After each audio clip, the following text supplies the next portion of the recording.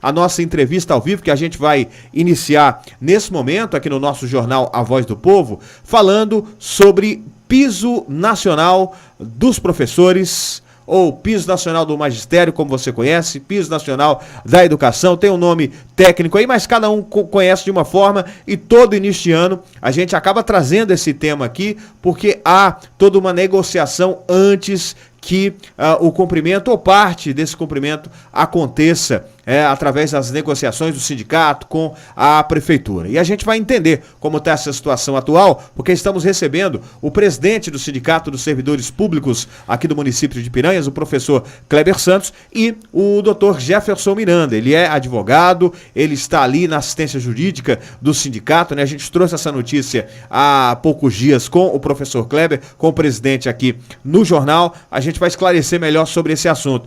Presidente, seja bem-vindo mais uma vez. Boa tarde ao nosso jornal A Voz do Povo para tratar desse tema novamente, que é o piso aí do magistério. Bem-vindo.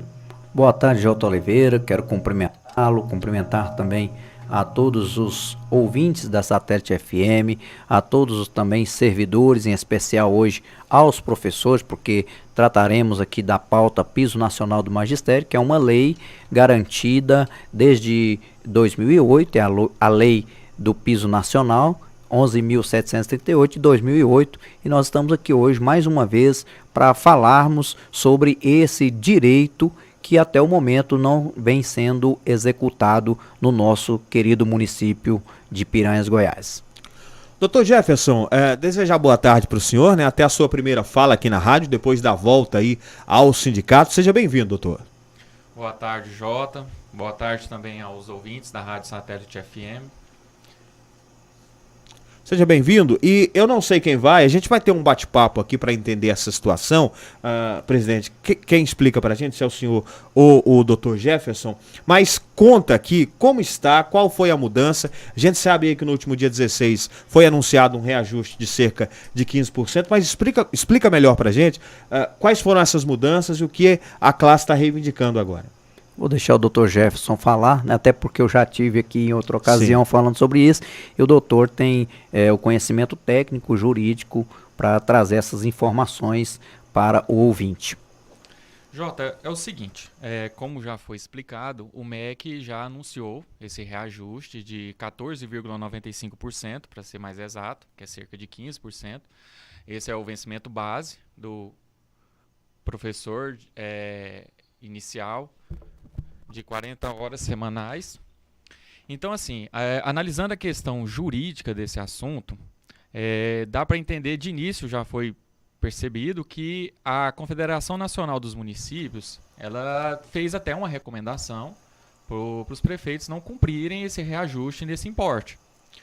Doutor, doutor, até desculpa interrompê-lo, é ruim a gente interromper o raciocínio, mas já que o senhor trouxe esse assunto, eu até trouxe mesmo essa questão da CNM, a gente vai até ouvir, para aproveitar esse gancho que o senhor trouxe, desse posicionamento dos prefeitos, aliás, da Confederação Nacional, né, dos municípios, em relação a essa orientação. Vamos ouvir aqui, é bom que o senhor já até traz essa informação, é rápida uma reportagem aí de cerca de 2 minutos. A Confederação Nacional dos Municípios, a CNM, questionou a legalidade do reajuste do piso nacional dos professores e orientou prefeituras a ignorar a portaria do Ministério da Educação, publicada nesta terça-feira. A norma reajustou o piso do magistério em quase 15% em 2023.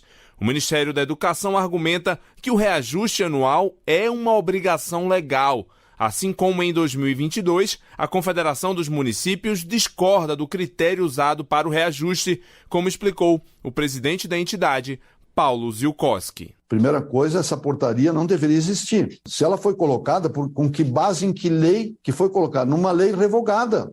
A gravidade é que os municípios estão sendo, no nosso entendimento, induzidos a cometer um erro. Quanto o governo achar o subsídio, nós temos tranquilidade em negociar com o governo, tranquilamente, ver se tem saída ou não. Tu não pode criar uma despesa nova e continuada sem indicar a fonte do dinheiro para pagar, está na lei de responsabilidade. Segundo Zielkowski, o reajuste tem impacto de mais de 19 bilhões de reais nos cofres municipais. Para a Confederação Nacional dos Trabalhadores em Educação, que representa os professores, os municípios podem buscar a compensação desse reajuste junto à União, como explicou o presidente da Confederação, Heleno Araújo. Que na própria lei do piso é afirmado que se o município, usando da transparência, provar que com os recursos que recebe da educação ele não tem condições de pagar o piso, ele pode recorrer à União para que a União faça a complementação desses valores. Segundo fonte do Ministério da Educação, a Lei do Piso Nacional dos Professores obriga o poder público a reajustar o salário do magistério sempre nos meses de janeiro. Como a forma do reajuste foi revogada pela aprovação do novo Fundeb, o Fundo de Financiamento da Educação Básica, a consultoria jurídica do MEC recomenda que seja mantida a forma de cálculo anterior até que a nova legislação seja aprovada pelo Congresso Nacional. Por isso, o reajuste dos professores foi realizado com base na atualização do custo anual do aluno da rede pública urbana dos anos iniciais do ensino fundamental. Da Rádio Nacional em Brasília, Lucas Por Deus Leon. Então tá aí, doutor, justamente o que o senhor ia citando agora, né? Desculpe até interromper o raciocínio, até para complementar, e fique à vontade, doutor. Então, Jota, aí continuando a questão que eu estava explicando, basicamente deu para perceber que a CNM baseia o não cumprimento do reajuste falando que não tem amparo legal, como se tivesse uma lacuna legislativa. E aí a origem dessa lacuna, na visão dele, seria que o artigo 5º, parágrafo único, que trata da lei de piso, que trata desse reajuste, diante da revogação da antiga lei do Fundeb, com a nova lei do Fundeb em 2020, teria havido essa revogação. Só que é o seguinte, Jota, na verdade, até na minha opinião, não houve nem revogação desse artigo 5º, desse parágrafo único da lei do piso. Por quê? Porque é o seguinte, na Lei de Introdução às Normas de Direito Brasileiro, ela deixa claro que uma lei, salvo se ela for tratar de uma situação excepcional ou se ela for para fins temporários, ela produz efeito, ela fica em vigor até que venha uma nova lei e a revogue, de forma expressa ou de forma tácita. E eu não vejo a nova lei do Fundeb fazendo nenhuma revogação expressa e muito menos uma revogação tácita, porque ela não trata especificamente do piso, ela trata do novo Fundeb. Ela não trata também do reajuste do piso. Então, na minha visão, não houve essa revogação do artigo 5º, parágrafo único da lei do piso, que é que determina esse reajuste. Esse reajuste baseando no percentual de crescimento do valor anual mínimo dos alunos dos anos iniciais do ensino fundamental urbano. E, além disso, assim, para reforçar, na minha visão, essa necessidade de cumprimento do piso anunciado pelo MEC, tem uma questão que a gente aprende até no curso de Direito em si, que o fato da lei remetida ter sido revogado, isso por si só não revoga a lei que faz remissão. Então, por mais que o artigo 5º, parágrafo único, faça uma remissão para a antiga lei do Fundeb, o fato dela ter sido revogada e agora tem uma nova lei em 2020, não revoga esse artigo 5º e nem o parágrafo único da lei do piso. E tem um ponto que reforça esse entendimento meu, e eu acho esse um ponto até bem interessante. Em 2021, março de 2021, o STF, o Supremo Tribunal Federal, pelo Pleno, ele julgou a ADI, Ação Direta de Inconstitucionalidade 4848. Essa ADI, ela tratou justamente desse artigo 5º da lei do piso. E por que esse julgado ele é interessante? Ele é interessante no primeiro ponto, pelo fato de que o STF ele não analisa a ação direta de inconstitucionalidade de lei revogada. Então, se esse artigo 5º realmente tivesse sido revogado em 2020 pela nova lei do Fundeb, o STF não iria julgar o mérito dessa ADI 4848. E ele julgou. E julgou, ainda falou que esse artigo 5º é constitucional. Deixou claro. E essa ADI 4848, ela é interessante também em outros pontos. Ela trata da questão do argumento, que também pode utilizar, está interferindo na separação dos poderes e tal. Só que não. Na verdade, o STF deixa claro que essa questão do MEC anunciar esse valor do piso de forma nacional e tal, tem amparo legal e também serve para uniformizar a questão do entendimento, para evitar até que cada ente federativo adote um percentual diferente. Então não haveria essa violação da separação dos poderes, nem violação do princípio da legalidade. Um outro argumento também que foi tratado nessa DI é que poderia haver uma indevida ingerência da União nas contas públicas dos estados, dos municípios. Só que aí, como foi deixado claro lá no começo agora do jornal, isso também não tem cabimento, porque há possibilidade na lei do piso de haver uma complementação por parte da União, como já deixou claro também. Então, assim, e eu ainda deixo uma questão também, assim, eu não gosto muito de utilizar alguns argumentos de autoridade e tal, mas esse percentual de reajuste de 14,95%, ele foi convalidado pelo MEC e com amparo em um parecer da Advocacia Geral da União. Então, é como eu te falei, assim, são mais elementos ainda que reforçam a validade e, assim, a necessidade de cumprimento, porque a administração pública ela deve cumprir o que a lei manda. Presidente, e só para o nosso ouvinte situar, que às vezes não está tão atento ao assunto, o piso é o mínimo, né, que o professor ali que está entrando na sua carreira, para entrar ali mesmo na educação, ele pode ganhar. É o mínimo, né? Isso não significa que é só aquilo que deve ganhar.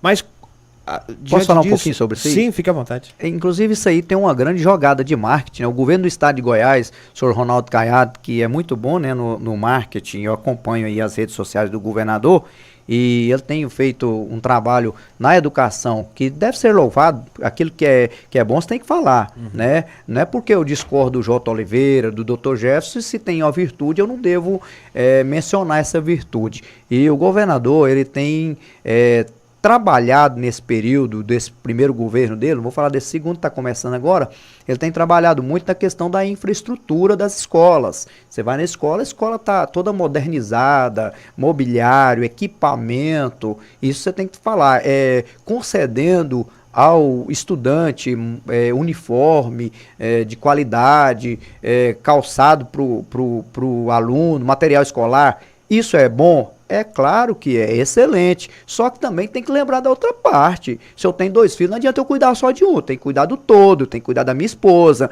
né? Não adianta eu pintar minha casa por fora e deixar lá dentro cair nos pedaços, não tendo energia elétrica. O camarada passa lá, vê o prédio, né, J. Oliveira, e fala, nossa, mas que casa linda. Aí, enquanto a minha esposa fala, não tem energia lá dentro. Resolveu pintar por fora e não cuidar por dentro? Então tem que fazer com parte do todo. E, infelizmente, o governador, você pode conversar isso aí com qualquer servidor público do estado, que é consciente, que tem uma consciência de classe, professor, ele vai dizer isso para você. Achatou o salário do servidor, né? Inclusive agora uma lei recente que aumentou inclusive a carga horária do professor do estado, e o servidor que fazia antes, professor que fazia antes 28 horas aulas, agora faz 32 e não vai receber por isso.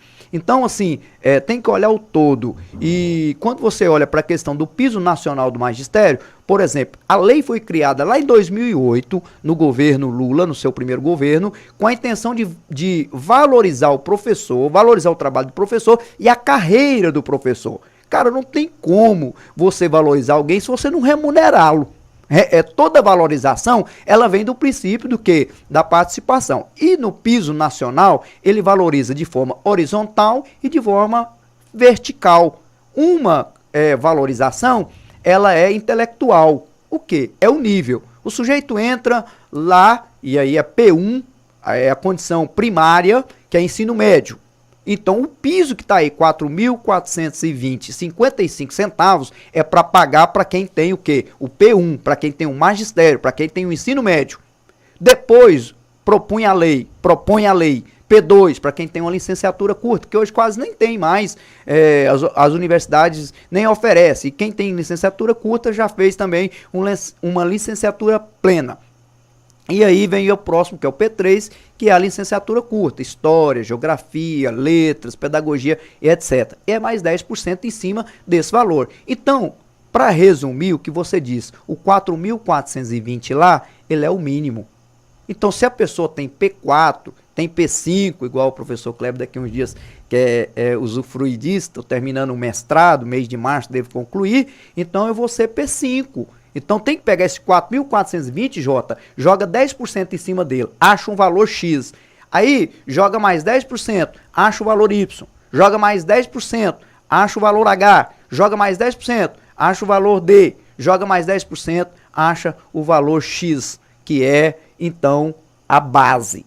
Então, o piso nacional, para quem é P5, não é 4.420. E não é só 10% em cima. Aí os governantes, para não direcionar específico e ninguém ficar magoadinho aí com o professor Kleber, fala assim, mas nós não temos P1 aqui, mas nós não temos P2 aqui, então 4.420 tem que ser o piso pro P3. Não, não é isso que a lei fala, não. A lei não fala isso. A lei fala que isso é o quê? O senhor citou muito bem, jornalista. O mínimo. O senhor lê, o senhor acompanha, o senhor sabe que está lá, na lei dessa forma. E aí o doutor explicou aqui de forma técnica, aqui, fazendo citação, reprovando inclusive aquilo que prega aí a Confederação dos Municípios, que essa mudança no Fundeb, ela não mexeu na questão do piso lá na lei 11.738. Eu não posso pegar outra lei para dizer que mudou, porque a lei do piso ela não mudou. Então é o mínimo. O máximo não se fala na lei. Então, primeiro quesito é o quê? É o quesito intelectual. Se alguém é P5, não é porque o prefeito é legal, não é porque o governador é gente boa e pagou para ele, não, é porque ele estudou, é porque ele fez ensino médio, depois ele fez uma faculdade, depois ele fez uma pós-graduação, depois ele fez um mestrado e por último ele fez um doutorado. Isso aí leva tempo de uma vida. Esse que vos fala, aqui ouvinte, tem 46 anos, e já dá, se quiser até anotar aí para depois me mandar o presente, a semana que vem, dia 9, tá, J. Oliveira? Eu faço 47 anos. Entrei na escola com 6 anos. Eu tenho 40 anos de escola. Qualquer cidadão da minha cidade que quiser ir lá em casa conhecer meu escritório e ver minha biblioteca, ela está à disposição. Então é uma vida de estudo. Para quê? Para poder melhorar de vida, para poder ter um ganho melhor, para ter um pão de cada dia com condições de dar melhor vida para minha esposa, para os meus filhos. E o outro quesito, primeiro eu disse é o quê? É intelectual, é estudar. P1, P2, P3, P4, P5, P6. O outro quesito é o quê? Temporal. Por quê? Porque quando alguém entra, ele entra na letra A. Depois de 5 anos trabalhado, ele vai para a letra B. Depois de mais 5, ele vai para a letra C. Coisa que eu completei em fevereiro do ano passado. Mas aí por causa da lei 191, que o ex-presidente da República, aí tem gente que fala, agora ele só fica falando no ex-presidente. Mas tem que falar. Por quê? Porque ele me prejudicou. Como eu tinha que mudar de letra da letra C, porque eu completei 15 anos no município de Piranhas, e para a letra D, por causa da lei 191, que é a lei da pandemia, eu só posso fazer essa mudança em outubro de 2023. Como se aquele período lá da pandemia, que nós tínhamos aula online, nós não tivéssemos trabalhado, como se aquilo ficasse congelado. E nós trabalhamos, e era muito difícil. Lá na minha casa tinha 4 salas de aula. Eu, professor do 4º ano, minha esposa, professor de jardim 1, meu menino estudando no 1º ano, e minha menina fazendo 8º ano, quando começou a pandemia. Então, assim, a questão é temporal. Então, se eu acresço, depois desse valor, 5%, é porque tem 5 anos de serviço. Inteirou 10 anos, muda para a letra B, para a letra C, para a letra D, para a letra E e para a letra F, que é a última letra que contempla aqui no nosso município. Presidente, a portaria do Ministério é do dia 16 de janeiro, né? De lá para cá, passaram aí 17 dias, se eu estou contando certinho. Como é que estão as negociações junto à Prefeitura Municipal, à Secretaria Municipal de Educação nesse sentido? Houve evolução, já aconteceram reuniões? Conta pra gente, por favor.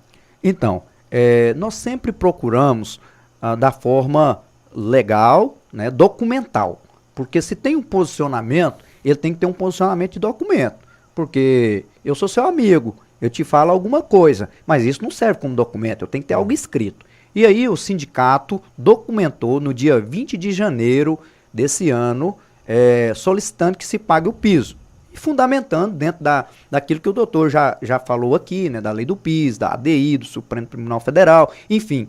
E aí nós não tivemos resposta até hoje da Secretaria Municipal de Educação, nem na pessoa da secretária e nem na pessoa do prefeito, de forma documental, repito novamente.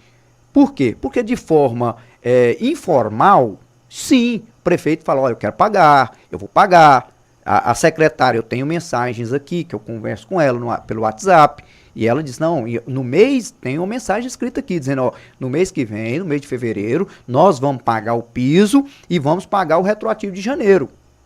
Mas isso é algo que está de forma informal, documentado lá no sindicato, dando uma resposta para o nosso ofício, que a instituição sindical enviou no dia 20, nós não temos nada. Inclusive, ontem, à tarde, conversei com o prefeito, ele disse para mim que estava esperando uma resposta da contabilidade. Eu até disse para ele que o tempo é suficiente. Poxa, foi dia 20, hoje é dia 2 de fevereiro. E aí ele disse, não, eu vou entrar em contato com eles e vou ver o que posso fazer. E eu até pedi para que esse documento chegasse até hoje, para eu trazer aqui. Eu queria trazer aqui e falar, pessoal, ó, tô aqui com um documento aqui, o professor Marco Rogério Chicão mandou, queria mostrar o documento, né? A secretária de Educação tá aqui, ó. Vocês podem ficar tranquilos, professores, podem ficar descansados, porque esse mês vocês irão receber de acordo com o piso nacional do magistério. Tá aqui a tabela, tá tudo feito, eu já conferi, mas doutor Jeff, tá tudo certinho. Só que eu não posso falar isso. Por quê? Porque eu não tenho documento. Né? E não que eu esteja duvidando da boa fé, da boa intenção do prefeito, da secretária de Educação, não, jamais.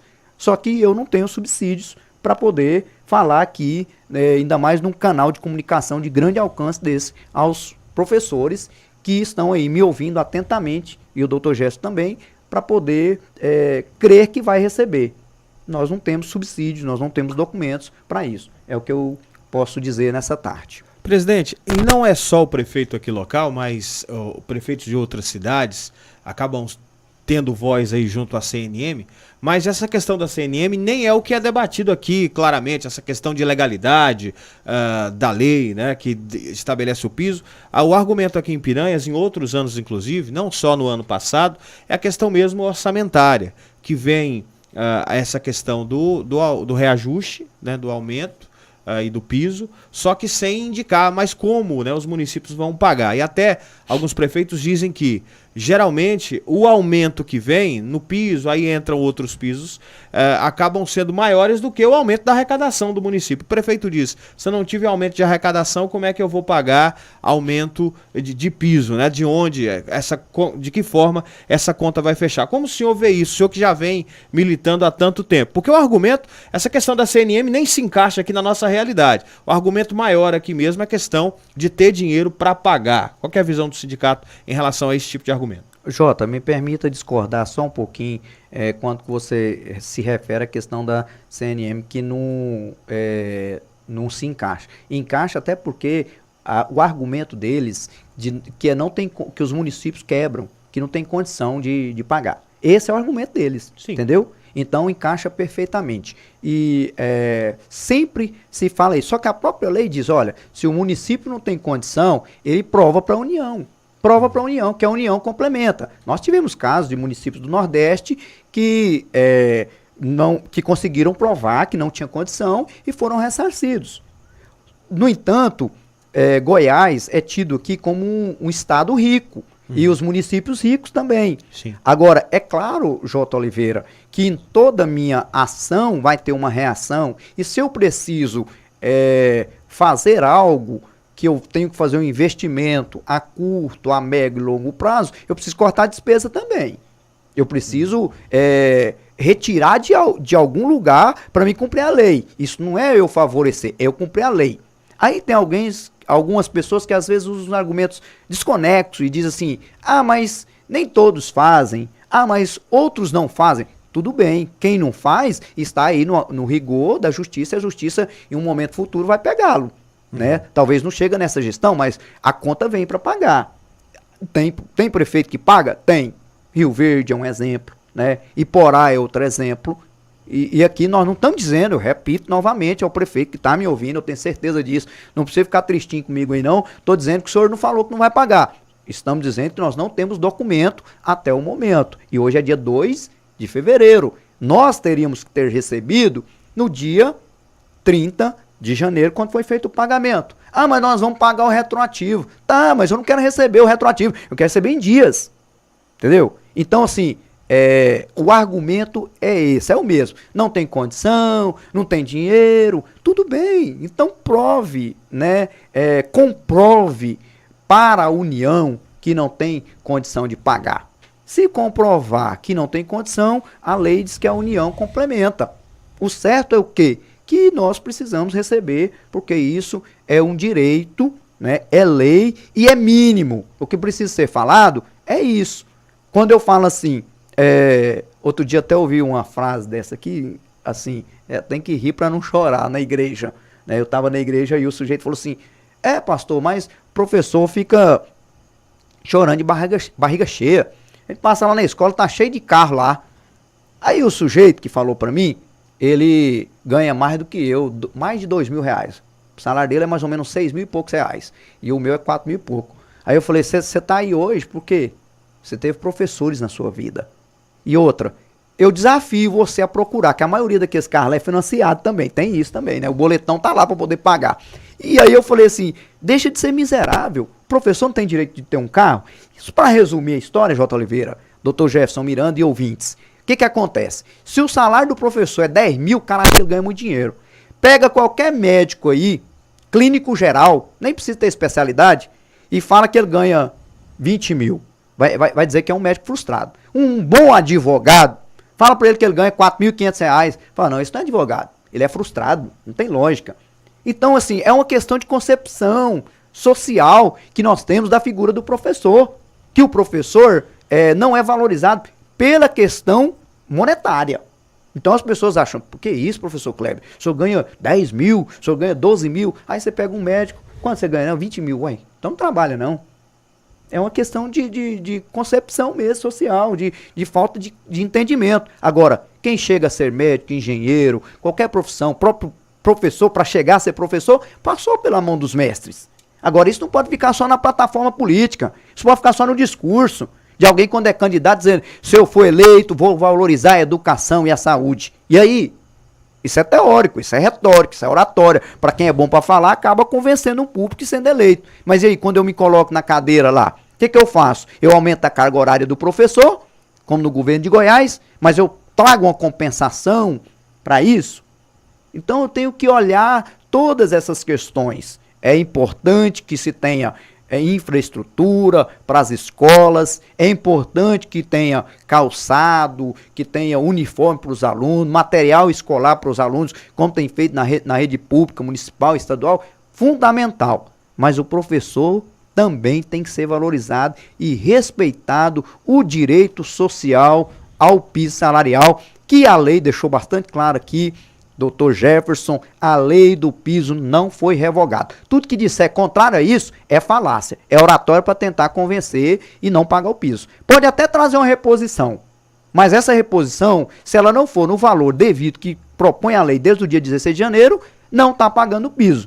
Eu te devo R$300, J. Oliveira. Aí eu chego aqui e te pago 100. Não paguei sua conta. Aí o Jefferson Miranda encontra comigo e eu falo, não, eu paguei o J, não estou devendo o J mais não. Paguei 100, mas não paguei os 300. Aí você encontra com o Jefferson Miranda. O Jefferson, o Kleber pagou sua conta lá, né? Não, ele não pagou, não, ele pagou R$100. Então, quer dizer, se o reajuste é de R$14,95, se der 14, não está pagando o piso. Mas aí eu quero entrar nesse ponto, presidente. A pergunta já estava aqui preparada, mas o senhor já deu o gancho. O ano passado houve aquele reajuste somado com 2 anos consecutivos acima de 30%, né, no piso. 33%. E aí, em negociação com a prefeitura, a classe, os professores entenderam e aceitaram um piso, um reajuste menor. E esse ano? Pelo menos já nas suas manifestações que a gente acompanha nas redes sociais, né, na ação do sindicato pedindo espaço aqui na rádio, por exemplo, vocês já demonstram que pelo menos a paciência já é bem menor do que a do ano passado. Já teve uma tolerância muito menor, vocês aguardaram algum tempo já, e esse ano foi diferente em relação a aceitar um reajuste menor. Como é que está o sindicato em relação a isso? Está propenso, não está? Só fazendo uma pequena correção, nós não aceitamos não, né?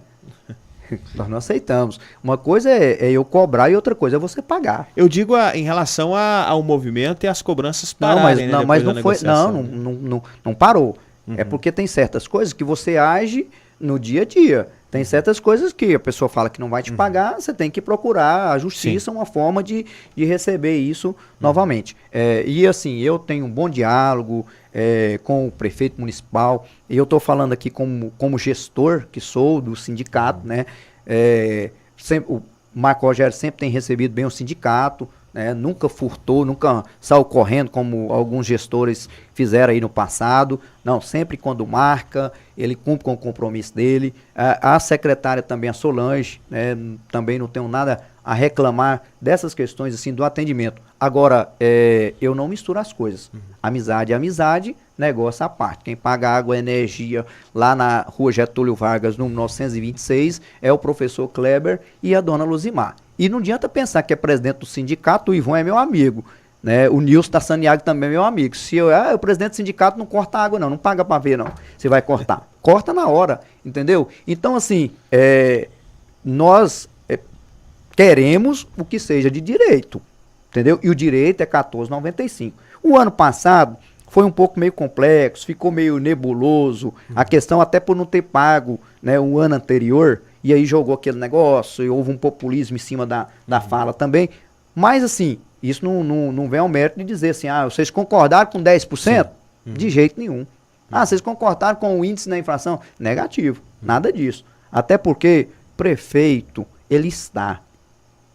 Secretária, ela está. Presidente do sindicato, ele está. Meu mandato vence dia 31 de dezembro de 2023. Esse ano tem ano de eleição, inclusive, né, em outubro. Sim. Então eu estou passando. Agora, servidor do município, professor, pedagogo, 40 horas, é o senhor Kleber Santos de Souza. Isso aí não tem como. Eu faço parte, né, desse contexto. Então, às vezes, tem muita forma de lidar com essa situação. Aí tem gente que tem, não, deixa entrar na justiça, né? Nós já tivemos casos aqui que o sujeito não queria resolver, o gestor. Não, joga pra cima, às vezes o assessor, né, orienta, fala, não, isso aqui vai sair aqui, daqui 15 anos, você não vai estar aqui mais não, entendeu? Mas assim, isso não é o correto, porque um dia a conta vai chegar e vai inviabilizar o município. Então o bom, o correto é fazer como nós temos feito, né? Eu me recordo que na época, o ano passado, foram dados 60 dias, né? Mas foi feita uma movimentação. Quem concorda com aquela proposta, eu na época não concordei com a proposta, mas a classe, a categoria entendeu. Eu não sou dono da mente das pessoas, eu represento as pessoas, né? Estou ali representando hoje. Mas não que nós concordamos com o que foi feito, não. Agora são 12 horas e 49 minutos. Nós estamos aqui recebendo hoje o presidente do Sindicato dos Servidores Públicos aqui do município de Piranhas, professor Kleber Santos, recebendo também o assessor jurídico do sindicato, o doutor Jefferson Miranda. E doutor Jefferson, eu já encaminho para o senhor aqui também uma pergunta em relação à questão legal. Existe um prazo determinado para que a prefeitura cumpra isso antes de qualquer tipo de sanção ou qualquer tipo de ação, ou é a qualquer tempo a partir de janeiro, caso esse cumprimento do piso já não seja cumprido, doutor? Então, Jota, é o seguinte, a lei do piso ela é bem clara. Ela fala que o reajuste já tem que ser em janeiro. Então, se a gente partir dessa premissa, já tem um atraso. Porque em janeiro não houve o pagamento de acordo com o reajuste de 14,95%. Ok, aí quando tem um atraso, olhando mais pelo lado jurídico, a gente tem que tentar encontrar soluções. Só que as soluções, elas, pelo menos é uma forma assim que eu entendo, que primeiro a gente tem que tentar conversar para entender a situação. Aí onde que o professor falou, tem os diálogos, já tem posições verbais, mas não escritas. Então a primeira medida que a gente tem que fazer, na minha visão, quando se depara com a situação que um determinado ente, por exemplo, não está cumprindo com a lei, seria isso, tentar o diálogo para ver se resolve tudo de forma consensual, por ser algo mais rápido. Porque a justiça, todos sabem, ela, até pelo devido processo legal, tudo, a necessidade de cumprimento das leis procedimentais e tal, leva um determinado tempo. Então a primeira medida seria essa, o diálogo é o que a gente está tendo. Agora um prazo fixo realmente não tem, só que a minha orientação, até teve uma reunião no sábado e tal, seria assim, de não esperar muito para uma judicialização. Até porque, como eu já falei, a judicialização em si, por si só já é algo um pouco demorado. Mas beleza, a ideia é essa, é conversa, é negociação, por resolver mais rápido. Não resolveu, tem outros mecanismos. A Constituição Federal, por exemplo, garante o direito de manifestação. Desde que simplesmente a gente só informe o dia e o horário, a gente não precisa de autorização para isso. E aí tem a manifestação, é igual eu falei. E aí, eventualmente, num determinado prazo razoável, já observando que o MEC já anunciou dia 16, o sindicato já pediu dia 20, então o prazo já está até correndo, né? Mas num prazo razoável, se não tiver uma solução concreta, aí sim, seria a judicialização. Na questão da judicialização, a minha função é tentar encontrar mecanismos mais rápidos de soluções. Uma forma mais rápida de atender os direitos dos servidores. Diante disso, eu encontrei, por exemplo, a possibilidade do sindicato, como substituto processual, ingressar com um mandado de segurança coletivo, pedindo justamente o cumprimento desse reajuste do piso. Por quê? Porque o mandado de segurança é um remédio constitucional que ele tem prioridade em tramitação. Ele só não tramita de forma mais rápida em relação ao habeas corpus. Mas tirando o habeas corpus, ele tem essa prioridade. E um outro ponto interessante no mandado de segurança, se isso for necessário, vou deixar isso bem claro, é que teve também uma ação direta de inconstitucionalidade tratando de alguns dispositivos da lei do mandado de segurança. E nesse ponto foi bem interessante. Por exemplo, tinha um artigo, o artigo 7º, se eu não estiver enganado, da lei do mandado de segurança, que ela proibia liminar que visava pagamentos de qualquer natureza, por exemplo. E nessa ADI, o STF falou, opa, peraí, esse dispositivo é inconstitucional. Ele está limitando o poder geral de cautela do juiz sem ter um fundamento suficiente para tanto. Então já não tem mais essa proibição de liminar para determinar o pagamento. Já é um ponto positivo. Outro ponto positivo, especificamente ao mandado de segurança coletivo, por eu ter olhado essa questão e adotar essa posição, é que nessa mesma ADI também declarou inconstitucional uma parte que falava que antes de proferir liminar, teria que ouvir o representante judicial do ente público. Agora já não precisa. Essa parte de necessária prévia manifestação do representante judicial já não tem. Então, tentando colocar isso numa ordem assim escalonada, é lógico, a primeira medida é a conversa. É a conversa, é o diálogo. Tanto eu quanto o presidente, nós estamos à disposição para conversar com quem quer que seja, ouvir ambas as partes, mas tudo tem que ser dentro de um prazo razoável. Porque, por exemplo, o mandado de segurança, se tiver verba retroativa, ele só vale a partir da interposição dele para frente. Ele não cobra verbas que ficaram para trás. Então não posso também demorar muito até sob pena de prejudicar. Mas beleza, vamos tentar a conversa, é o que está tendo. Já tem posições verbais, tudo. Estamos aguardando posições escritas e, além disso, um cumprimento mesmo. Mas aí não teve essa opção. Assim, tem a manifestação e tem a judicialização. Muito bem, e é bom deixar claro aqui que o espaço está aberto, né, para a Prefeitura de Piranhas, para a administração municipal, o prefeito, a secretária de Educação, para a gente ter também aqui a posição da Prefeitura. Apresentamos contrapontos aqui, mas da CNM ou de outros locais, mas o contraponto aqui do município a gente não teve nesse momento, mas o espaço está aberto sempre para ouvir a todas as partes dos assuntos que nós abordamos. Então, presidente, agora é aguardar, né, o posicionamento do município e o senhor como presidente, o sindicato, tem aí um limite? O senhor pode dizer quanto o sindicato pode esperar antes de tomar uma medida maior? Não pode esperar mais não, o limite acabou dia 30 de janeiro. Sim. Esse limite Mas eu digo para ações institucionais concretas, como convocar uma paralisação ou ir para a justiça, esse tipo de situação. Então, como isso é algo interno, né, a gente não revela aqui, por certo, as ações já estão pré-determinadas, mas eu não vou falar o que nós vamos fazer, senão joga caçada no mato também, né? Sim. E agora, o que eu quero e eu espero é que isso não seja necessário. Até porque, né, o prefeito mostrou aí a sua disposição, né, aqui como eu disse a vocês na nossa fala ontem, né, e também em relação à secretária, né, e não só pela mensagem dela no WhatsApp, sempre que eu conversei com ela antes das mensagens, ela, não, nós queremos pagar, nós vamos pagar, eu estou dependendo da contabilidade, né? Ontem eu até falei com o prefeito, ele usou o mesmo argumento, eu repito, eu disse, não, então peça celeridade para esse pessoal aí, né? E não quero aqui, de certa forma, atingir ninguém profissionalmente, mas o prazo, eu entendo que, né, ele foi suficiente, porque nós deveríamos ter recebido, repito, no pagamento de janeiro. Então, acredito que o prazo é suficiente e nós aguardamos, entendemos que o prefeito Marco Rogério possa cumprir com essa determinação legal, né, que não entre pelos caminhos que alguns outros prefeitos têm entrado por aí, como o próprio governo de Goiás também, tentando falsear, né, uma interpretação, trazendo uma propaganda que é falaciosa e que não corresponde o que é de direito ao professor. Até porque nós vivemos numa cidade pequena, né, todo mundo aqui conhece todo mundo, e as verdades, elas chegam, né? Eu entendo que em todo lugar que você está, o marketing faz parte do processo, mas esse marketing, ele precisa trazer a veracidade daquilo que acontece. Eu pago o piso salarial em Piranhas. Aliás, o prefeito nem precisa fazer propaganda, eu faço para ele tranquilo. Se ele pagar o piso salarial, você pode ter certeza, J. Oliveira, você me conhece, tá aqui, eu estou aqui, sou quase sócio dessa emissora, eu venho aqui. Eu estou preocupado com a questão do vínculo empregatício. Não vai criar vínculo, não. Pode ficar tranquilo, não vou levar ninguém na justiça, não. Como é que é, doutor?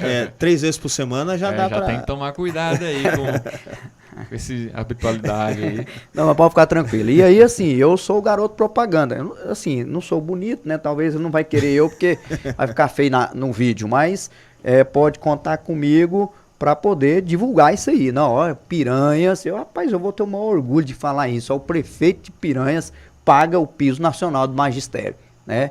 E eu acredito que posso falar em nome da categoria aqui dos professores, né? Também, que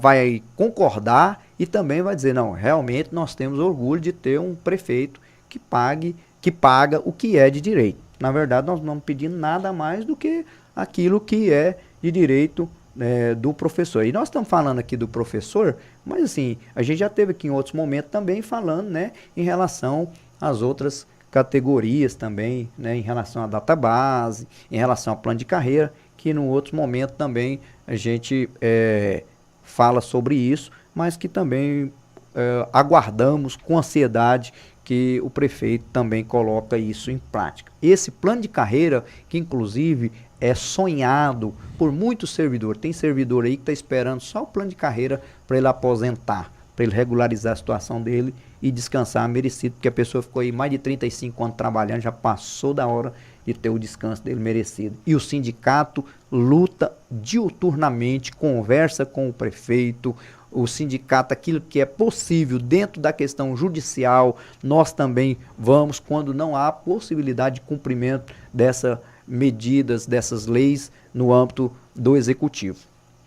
Presidente, já agradecer a sua presença aqui, nós vamos continuar acompanhando esse caso, repito aí para a administração municipal, como foi no ano passado, a gente ouviu aqui o sindicato, a gente teve esse assunto aqui no ano passado também, e ouviu também a prefeitura, participei de uma reunião, convidado pelo presidente, pelo prefeito, lá no gabinete, né, estive lá, acompanhei as negociações, e esse ano vai ser da mesma forma, ouvindo a todos os lados, inclusive o espaço aberto aqui para o prefeito, para a Solange, a secretária municipal. Presidente, muito obrigado. Eu agradeço a você, J. Oliveira, pelo espaço, agradeço a emissora, que sempre tem sido imparcial em todas as questões que se diz respeito aos nossos munícipes e à nossa municipalidade. E deixo aqui também à disposição do prefeito municipal, Marco Rogério. Ele sabe que a gente é amigo, né? Não temos nenhum entrave quanto a essas questões. Todas elas que sejam, nós defendemos e entendemos que a lei nos ampara isso, estamos à disposição. E quando eu falo aqui, eu falo em nome do sindicato, eu como presidente, Dr. Jefferson Miranda como assessor jurídico, também estendo aqui a minha disponibilidade à secretária de Educação, Solange Duarte, mais uma vez, né, que estamos à disposição. Precisou de nós, é só chamarmos que nós estamos aí para concluir essa questão e que todos saiam ganhando. Servidor recebendo o que é de direito, professor recebendo o piso nacional do magistério daquilo que é de direito, para que nós possamos continuarmos uma caminhada de paz entre o funcionário público, o sindicato e o poder executivo. Muito obrigado. Obrigado também, Dr. Jefferson, bem-vindo de volta aqui ao estúdio, só que agora diferente, né, com imagens. O professor Kleber, presidente, já está até acostumado aqui com as câmeras. O senhor chegando agora, seja bem-vindo, viu? E o espaço continua aberto aqui para a assessoria jurídica do sindicato, para trazer esclarecimentos, tanto para o servidor público, quanto também para a nossa comunidade, que fica atenta a esse assunto. Muita gente pergunta, Jota, por que você traz sempre a questão do sindicato dos servidores? Hoje, Piranhas, algumas pessoas não sabem disso, nossa economia hoje, por exemplo, em relação a salários e ao giro da economia, é praticamente um grande volume do servidor público, né? Hoje a folha, somando ativos, inativos e tudo mais, já ultrapassa aí, eu acredito, os 2 milhões de reais. Esse dinheiro está aqui na nossa economia, então a questão do serviço público aqui é importante, não só para o bom andamento das nossas vidas, né, que a gente fala de educação, de saúde, de assistência social, de infraestrutura, mas também para a nossa economia local. Por isso esse assunto é tão abordado aqui também, sempre que somos acionados, estamos com o espaço aberto aqui, não só para a questão da educação, saúde, que nós trouxemos aqui já, falamos também de assistência social, falamos de infraestrutura, falamos de todos os assuntos envolvendo a nossa comunidade, essa é a nossa missão. Doutor, esteja sempre à vontade para estar aqui com a gente no estúdio. Certo, Jota, também agradeço pela disponibilização desse espaço. Ressalto a importância da Rádio Satélite FM por questões de informação, porque a sociedade ela precisa e merece a obtenção de informações do que acontece na localidade. E no mais, faço minhas, no que couber, as palavras do nosso presidente, professor Kleber.